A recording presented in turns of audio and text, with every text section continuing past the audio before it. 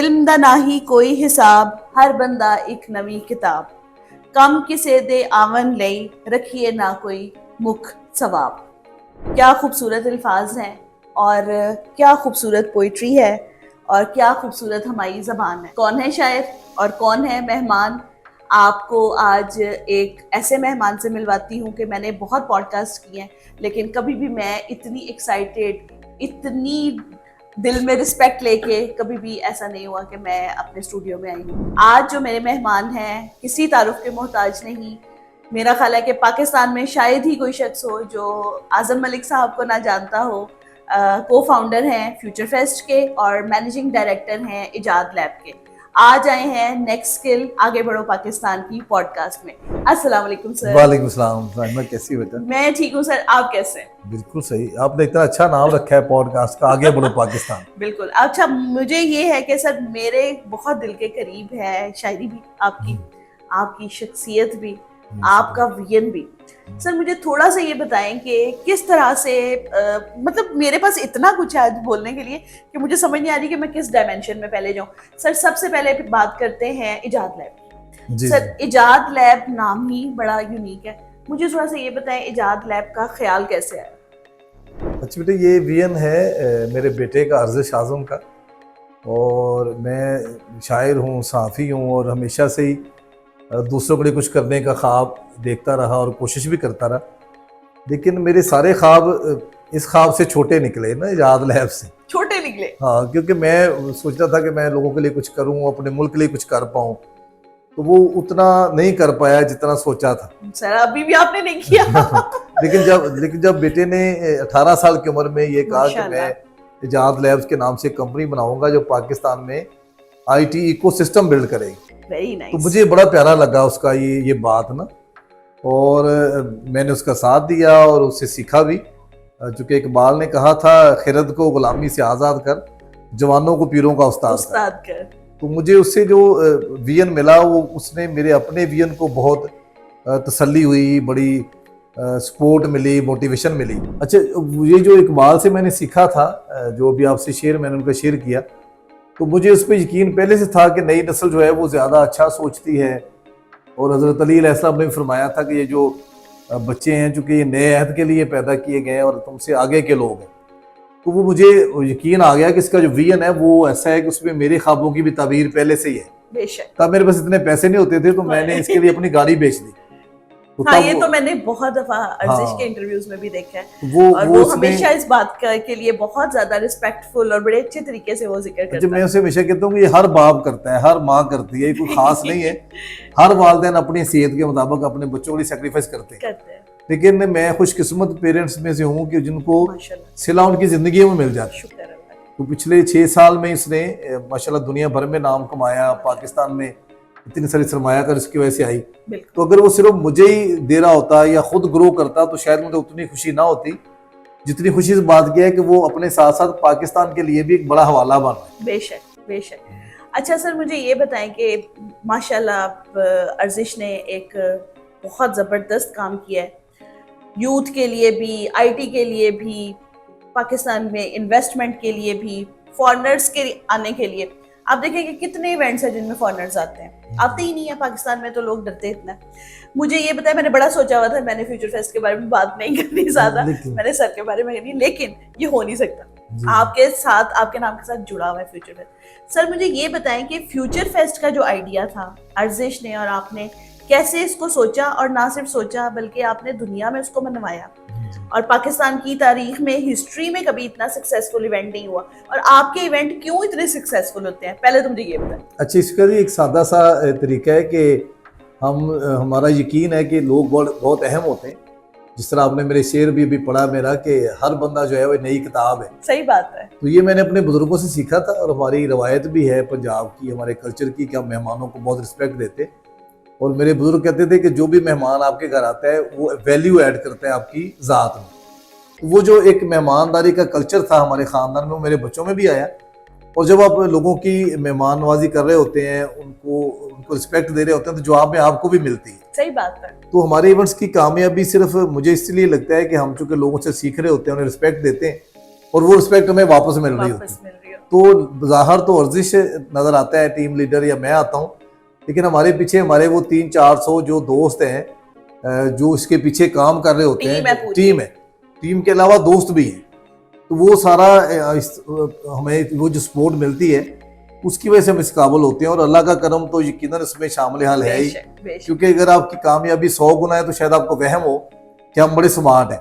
अगर आपकी कामयाबी 1000x है तो फिर तो पक्का होता है कि ये करम है, टीम वर्क है और करम अल्लाह का।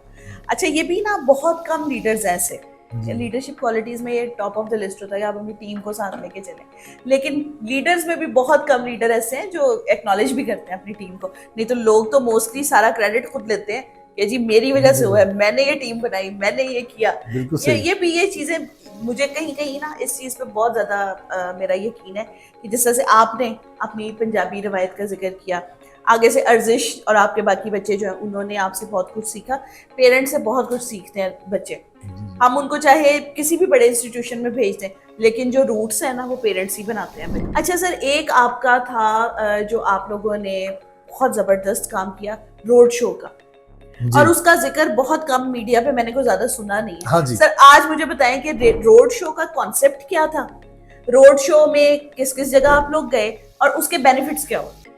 बहुत शुक्रिया बेटे, बड़ा यूनिक आपने कम लोगों की नजर गई इस पे कि हमारी इस दफा जो एक्स्ट्रा ऑर्डिनरी कामयाबी थी फ्यूचर फेस्ट की, 3 लाख से ज्यादा लोगों ने शामिल हुए। उसके पीछे एक वजह रोड शो भी थी। अच्छा, उसकी ओरिजिन ये है कि जब मैंने अपने बेटे के लिए अपनी गाड़ी बेची तो उसने जवाब में मुझे फॉर्चूनर दी, तो उससे कोई बहुत ज्यादा महंगी गाड़ी और बड़े सारे ख्वाब उसने मेरे पूरे किए।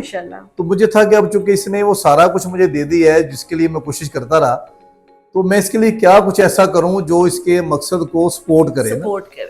तो मेरे दिल में आया कि मैं पूरी मुल्क में जाऊं और नौजवानों को जाके बताऊं कि पाकिस्तान में ऑनलाइन अर्निंग पाकिस्तान के लिए कितनी अहम है, और साथ साथ उन्हें इन्वाइट भी करूं कि हम एक ऐसा इवेंट करते हैं जिसमें दुनिया भर से इन्वेस्टर्स आते हैं, तो आप आए उन्हें मिलें ताकि आपके लिए भी मौके बने। तो मैंने फिर 40 शहर और 80 यूनिवर्सिटियां प्लान की। 40 शहर जी और 80 यूनिवर्सिटीज, और मैं 2 महीने तकरीबन कोई 50 डेज मैं रोड पे ही रहा अपनी गाड़ी में टीम के साथ, और हम ये गिलगित से शुरू हुए थे और ग्वादर तक गए। तो सर, यहाँ पर थोड़ी सी मैं आपकी बात कट कर रही हूँ, मैं जरूर जिक्र करना चाहूंगी। सर मेरे पास एक स्टूडेंट है, अली रजा उसका नाम है, सिंध के एक गांव ढेरकी में वो शायद IAS रहता है, if I am not wrong. Sir वहां भी आप लोग गए थे? जी और सर वो बच्चा मेरे पास व्हाट्सएप पे भी फेसबुक पे भी ऐड है, और मेरे साथ उसका इतना वो मुझसे मतलब सवाल करता रहता है कि लाहौर में अब क्या हो रहा है, अब क्या हो रहा है, क्योंकि उसको इतना IT का शौक है जिसकी हद नहीं। और पता है उसकी इंस्पिरेशन कौन है? आप। शुक्रिया बेटा, मुझे आपने जब मैंने पोस्ट लगाई तो मुझे अली रजा का स्पेशली मैसेज आया कि मिस आपने सर को कहना है कि सर आप जब आए थे मैं आपको मिला था, और वो इतना एक्साइटेड था और मुझे इतनी इस चीज की खुशी हुई है। देखिए आपका जो वर्ड ऑफ माउथ है कहाँ कहाँ पहुंचा रोड शो की वजह से। ये सर में बड़ी अहम बात है, मुझे अंदाजा नहीं था। मुझे था कि मैं जाऊंगा, अपना मैसेज डिलीवर करूंगा, यूनिवर्सिटीज में बात करूंगा, उन्हें बताऊंगा कि IT से जुड़े हुए लोग जो पाकिस्तान में डॉलर लाने का बायस बन रहे हैं, ये हमारे मुल्क की ऑक्सीजन है। सही बात। तो मुझे नहीं अंदाजा था मेरी बात को लोग इतना संजीदा लेंगे, क्योंकि हमने देखा था कि लोग बात सुनते हैं और बात को दूसरे कान से निकाल कान से सुन के लेकिन जब मैंने फ्यूचर फेस्ट में देखा कि अगर मैं 80 के करीब यूनिवर्सिटीज में गया और 72+ यूनिवर्सिटी से बच्चे वहां पे आ गए, तो इसका मतलब है कि अगर आपके पास कोई ऐसा ड्रीम है, कोई प्रैक्टिकल आइडिया है, तो लोग उस पर ट्रस्ट कर रहे होते हैं। अब इसी तरह हम लोग नेक्स्ट स्किल के ऑफिस में बैठे हैं, आप यकीन करें हमारे पास ऐसे ऐसे बच्चे आते हैं कि, और मैं यकीन करें मैं सोच रही हूँ एक पॉडकास्ट इनके लिए शुरू करूँ कि नौजवानों के बारे में पता चले, हमारे लोगों को, पूरी दुनिया को पता चले कि अर्जिश जैसे बहुत सारे हमारे बच्चे हैं जो अभी बिल्कुल स्टार्ट में ही इतना जबरदस्त काम कर रहे हैं। तो सोचें जब ये 50 साल बाद जब ये बुढ़े अंकल बन जाएंगे तो ये क्या करेंगे, ये तो कमाल लोग हैं। अच्छा, आपके मुल्क की इकोनॉमी को कहां से कहां लेके जा सकते हैं। अच्छा, जब बेटे अर्जिश का स्टार्ट हुआ ना हमारा इजाज लैब कैरियर का, हम पाकिस्तान से टेक डेलीगेशन लेके जाते थे, ठीक है, खासतौर पे सिलिकॉन वैली, यूरोप, और वहाँ पाकिस्तानी बच्चों की सलाहियतों को बड़ा सराहा गया, उनको वहां से काम मिला, उनका बिजनेस एक्सपेंड हुआ। तो हमें लगा कि ये बहुत बड़ी कामयाबी है, लेकिन अर्जिश का ख्वाब था कि मैं मुल्क में ऐसा कोई इवेंट कराऊं कि जो बच्चे अफोर्ड नहीं करते कि अमेरिका यूरोप जाके अपना टैलेंट दिखाएं, कंपनी से मिले, उनके लिए हम सारे इन्वेस्टर यहाँ बुलाए।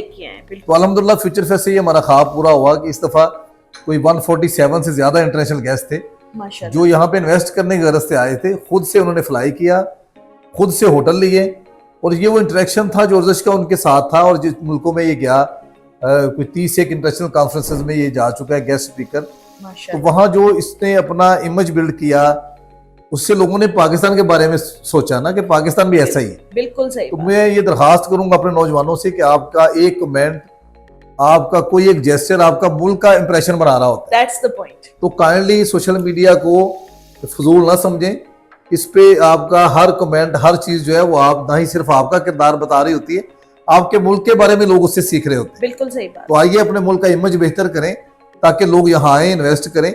और अभी पिछले दिनों वर्जिश यांगो लेके आया जो कैब सर्विस है, तो ये उसे रशिया में मिला था इसका सीईओ। अच्छा। और वर्जिश से कायल किया कि आप पाकिस्तान में आए, बड़ा अच्छा काम कर रहे हैं। और वो पाकिस्तान में आया। अभी 26,000 गाड़ियां पाकिस्तान में है।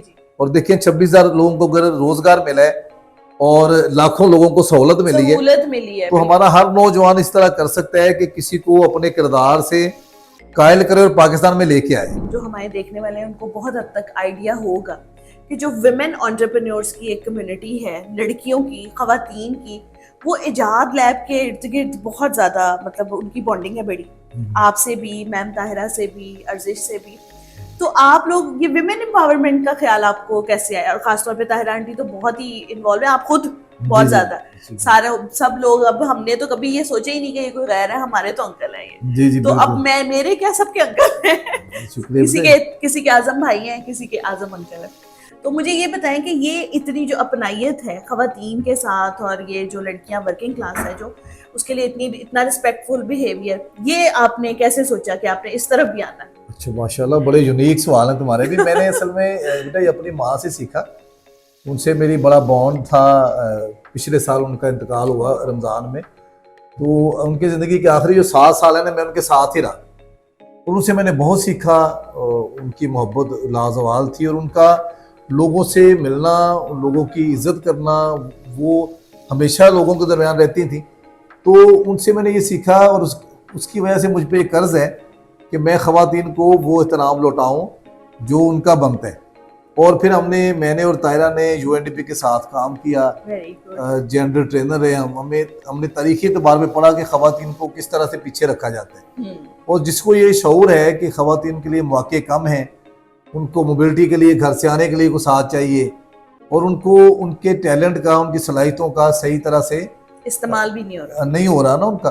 तो जिसको ये शऊर है वो तो उनके लिए कोशिश करेगा कि इनको मेन स्ट्रीम में लेके आए। और आपने बहुत किया, इसमें कोई दो राय नहीं, आपने बहुत किया। हम वही कर रहे हैं, जो मुआशरा अगर खवातीन को मौके नहीं दे रहा, और आपको अगर अल्लाह ने शऊर दिया है तो आप उसका हक अदा करें। सही बात है। तो फिर बेटियां वैसे ही रहमत होती हैं। हमारी एक बेटी है फातिमा, माशाल्लाह, तो उसकी वजह से मुझे सारी बहुत प्यारी लगती हैं बेटियां। और आप जाहिर है जिस तरह मेन स्ट्रीम में पाकिस्तानी खवातीन मर्दों के साथ साथ काम कर रही हैं, और आपकी सलाहियतें हमेशा जो है ना, वो मुझे तो लगता है ज्यादा होती हैं अक्सर औकात मर्दों से, लेकिन इतराफ कम किया जाता है। तो हमने अपने बुजुर्गों से सीखा और माँ से कि हम खुले दिल इतराफ करते हैं और उनको मौके देने की कोशिश करते हैं, तो उनसे ज्यादा एक बॉन्ड बन जाता है। और मैं सबसे दरखास्त करूंगा कि अगर आपकी बेटी में सलाहियत है ज्यादा, तो उसको इसलिए पीछे न रखे कि वो बेटी है, क्योंकि बेटी होना कोई जुर्म नहीं है, फख्र की बात है। आजकल ऐसे वालिदैन आ रहे हैं, मॉडर्न और ब्रॉड माइंडेड। अच्छा, मेरे बेटे एक शेर है, पंजाबी में बोली कहते हैं उसे, ठीक है। तो मैंने बेटियों को लिखा था कि असी इज्जतां दे बोर्ड उगाए, मुड्डा थले तियां ना पके। कि हम बेटियों की कीमत पे शायद वो एक ऑनर बना रहे होते हैं, हालांकि इज्जत ये नहीं है। इज्जत ये है कि आप बेटी को भी बेटे की तरह मौका दें।